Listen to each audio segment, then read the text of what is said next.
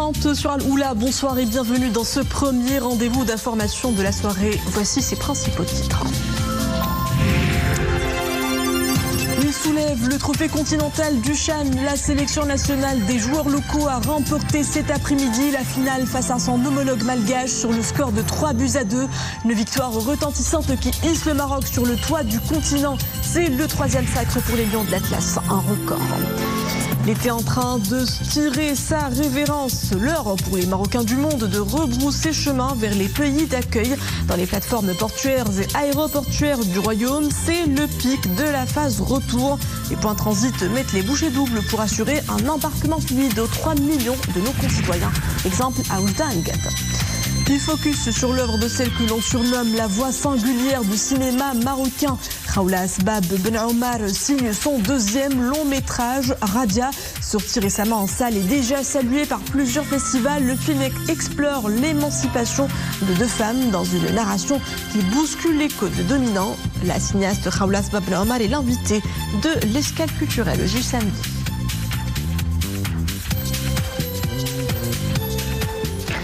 Chan 2024, c'est mission accomplie pour les Lions de l'Atlas. Ils l'ont rêvé, ils l'ont fait. Les hommes de Tariq Skitiwi viennent de remporter ce 8e championnat d'Afrique des Nations en s'imposant sur le score de 3-2 face à leur coriace homologue malgache au stade international Mouad Kasarani à Nairobi.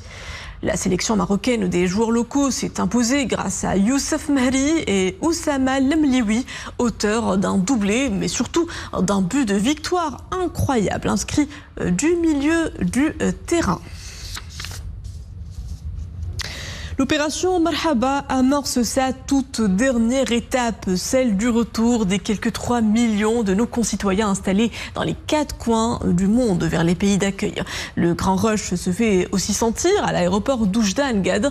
Le terminal s'anime de passagers qui s'apprêtent à s'envoler de l'autre côté de la Méditerranée. Notre caméra les a retrouvés aux formalités de passage. Reportage Rachid Latabi, Madi Karakchou, le récit est de Maria Ouad.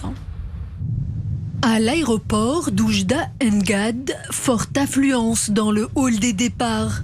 Les Marocains résidant à l'étranger reprennent le chemin de retour vers leur pays d'accueil avec un sentiment de nostalgie palpable.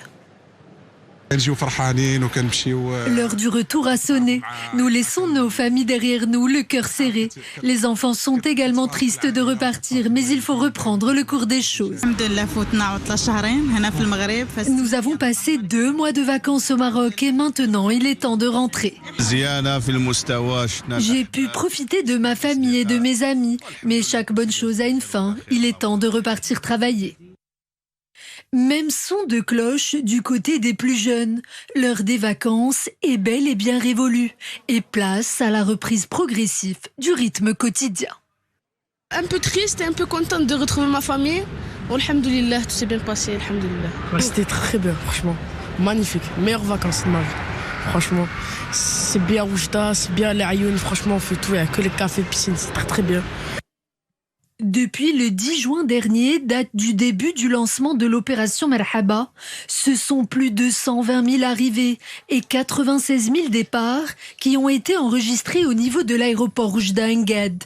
Un dispositif spécial a été mis en place.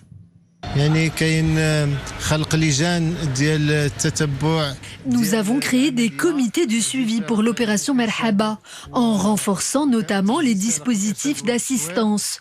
Nous avons veillé également à ce que tous les commerces soient ouverts à l'aéroport, avec des tarifications étudiées et abordables. Nous essayons également de gérer au mieux le flux des voyageurs, afin de réduire les encombrements. Grâce à l'opération Marhaba et à son dispositif d'aide renforcée, tout est pensé et conçu pour que les arrivées et les départs se passent dans les meilleures conditions, pour des Marocains du monde éternellement fidèles à leur pays d'origine. Santé à présent, le monde de la manucure perd son ingrédient fétiche, vernis et gel pour ongles contenant du TPO. C'est désormais strictement interdit. C'est ce que vient d'annoncer l'Agence marocaine du médicament et des produits de santé. Le TPO est l'ingrédient clé des vernis semi-permanents. Cette décision fait suite à une évaluation approfondie des données scientifiques disponibles et des normes internationales relatives à cette substance. Il en ressort que le TPO, utilisé comme photoinitiateur dans certains gels et vernis pour angles durcissants sous lampe UV, présente un profil toxicologique préoccupant. Les professionnels du secteur de la beauté sont donc tenus de cesser l'utilisation de ces produits. Actualité au Proche-Orient, bientôt 23 mois d'hostilité dans la bande de Gaza et derrière les chiffres, un désastre humanitaire qui ne cesse d'empirer. La Croix-Rouge met en garde contre une évacuation massive de la population de Razaville. Des milliers d'habitants ont déjà fui la ville située dans le nord du territoire où vivent près d'1 million de personnes. À l'heure où Israël durcit le siège de l'agglomération en vue d'une offensive annoncée comme majeure contre le Hamas.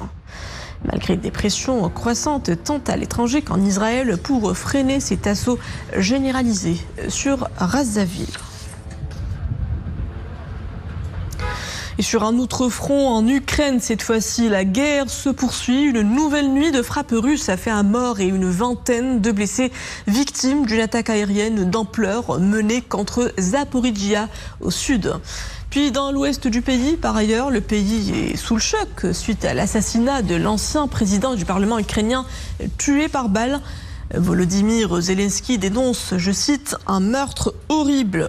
Les circonstances du décès de l'homme politique ukrainien sont pour l'heure inconnues.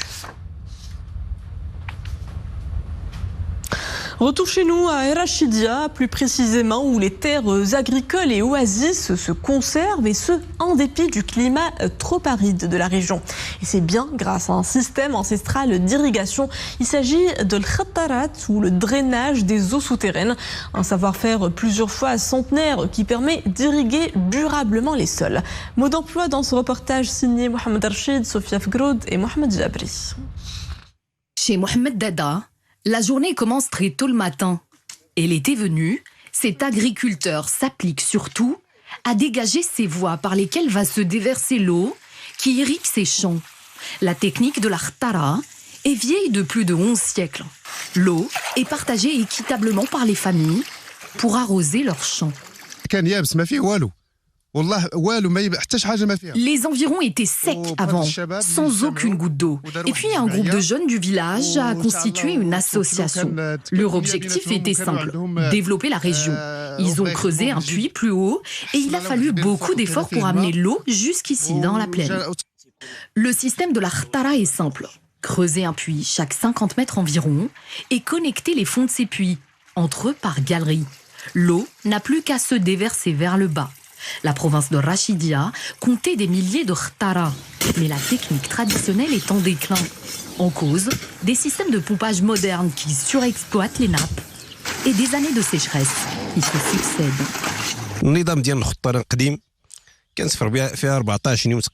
Avant, dans le système ancien, nous avions droit à environ 14 jours d'irrigation, mais le temps a été réduit de moitié par manque d'eau. Pour la partie non irriguée tout à fait sèche, il faudra creuser un autre puits et l'alimenter avec des panneaux solaires. J'espère que nous pourrons développer nos activités. Si nous avons plus d'eau, nous planterons plus d'arbres. Et si nous construisons des bassins aux normes, nous allons gagner environ 1 heure d'irrigation supplémentaire. La khtara a prouvé durant des siècles une utilisation durable et une gestion intégrée de l'eau. Mais avec son déclin, ce savoir-faire ancestral est devenu surtout l'apanage des hommes du désert, conscients plus que quiconque que l'eau n'est pas une source intarissable.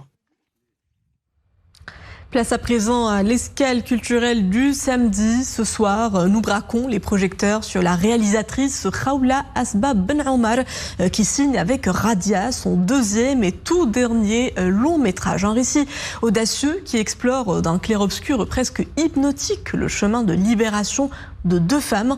L'œuvre est sortie en salle en juillet dernier. Si vous ne l'avez toujours pas vue, en voici un avant-goût dans ce papier d'Iman Ablou.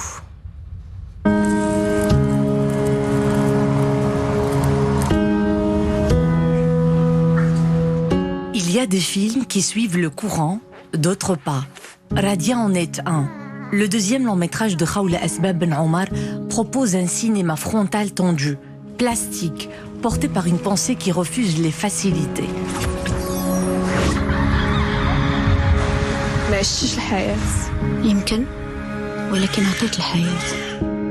Au cœur du film, un choc noir et blanc. Deux femmes qui tentent de se libérer de leur chaîne visible et invisible. L'une avance, l'autre se replie. L'une s'éveille, l'autre résiste. À travers elle, Radia raconte une émancipation sans destination, sans finalité imposée. Un état de lutte, un récit elliptique avec une mise en scène qui épouse une logique de suggestion. Plan fixe, composition rigoureuse, noir profond et blanc éclatant. Radia. Radia, c'est beaucoup plus qu'une histoire, une quête d'émancipation, à travers un voyage de libération émotionnelle et psychologique des entraves qui ont marqué toute une vie, dans une errance intérieure sans destination définie. La cinéaste avance à contre-courant. Elle refuse les figures imposées et les schémas conformistes. Le prix de la réalisation obtenu au Festival international du cinéma africain Khribga n'est pas seulement mérité, il est symbolique et consacre une artiste engagée qui choisit de filmer les non-dits.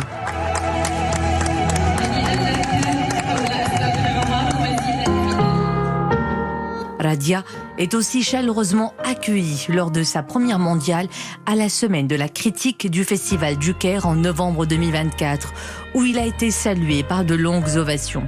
Depuis, le film poursuit son parcours en festival à l'international. Après Le Clair-Obscur, sorti en 2017, Khawla Asbab Ben Omar confirme avec Radia une écriture à la fois intime et engagée, centrée sur les récits féminins et les transformations profondes de l'être.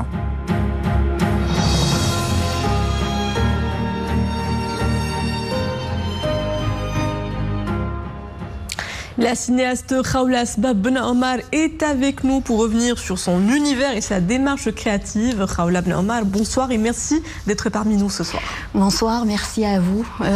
Vraiment émue par le sujet, émue par ces mots et surtout émue d'être ici, dans ces locaux de la SNRT, là où tout a commencé. Je dois le dire, en 2006, une décision courageuse du top management de la SNRT a fait que plusieurs réalisateurs qui sortaient d'école ont été accompagnés, formés et cette décision a façonné notre carrière, nous a ouvert la porte, nous a formés et on est tous reconnaissants aujourd'hui. Une carrière donc couronnée par ce dernier long métrage, Radia, votre film qui repose sur une double narration. Pourquoi avoir choisi cette trame à deux voix pour raconter cette histoire ?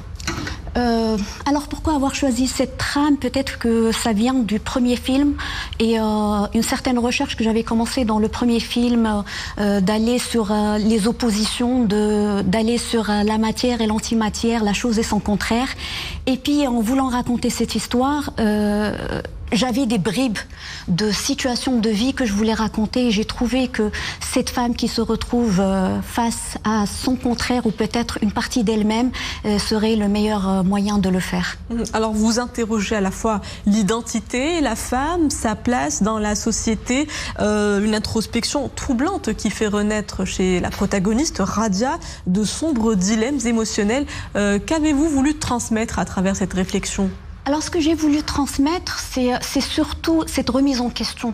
J'aime bien aller sur la remise en question de la responsabilité des femmes elles-mêmes dans les décisions qu'elles prennent au quotidien qui peuvent paraître anodines, qui peuvent paraître toutes ces choses de la vie qui viennent par réflexe, qui peuvent ne pas venir avec une réflexion derrière. Et c'est ça, je voulais aller sur les détails de la vie et qui façonnent par la suite le résultat final et ce qu'on devient des années plus tard. Donc j'ai voulu aussi transmettre la remise en question aussi des personnes qui vont regarder ce film, comment ils vont le percevoir, est-ce qu'ils vont se reconnaître dedans, est-ce que ça va les pousser à se questionner et à questionner notre société.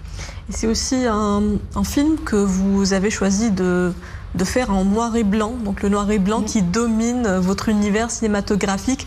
Et c'est un choix esthétique ou y a-t-il derrière un point de vue, une intrigue beaucoup plus profonde derrière ce parti pris? Alors, ma relation avec le noir et blanc a commencé avec le premier long métrage, Le Clair-Obscur. Donc en 2017, c'était mon premier film. Et ce jour-là, cette histoire, cette façon que j'avais de vouloir la raconter, a fait que je suis arrivée à cette conclusion qu'il fallait que ça soit en noir et blanc, surtout en rapport avec la thématique. Et il y avait aussi beaucoup de raisons esthétiques à cette décision.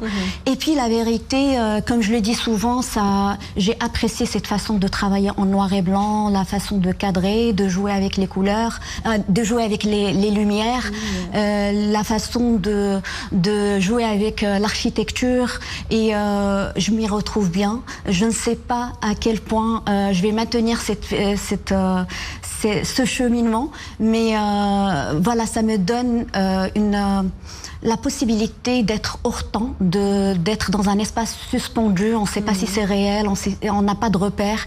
Et je trouve ça agréable et ça m'ouvre certaines portes. On reviendra à Clair-Obscur en 2017. 8 ans après, vous revenez avec Radia, qui cumule les succès dans les festivals.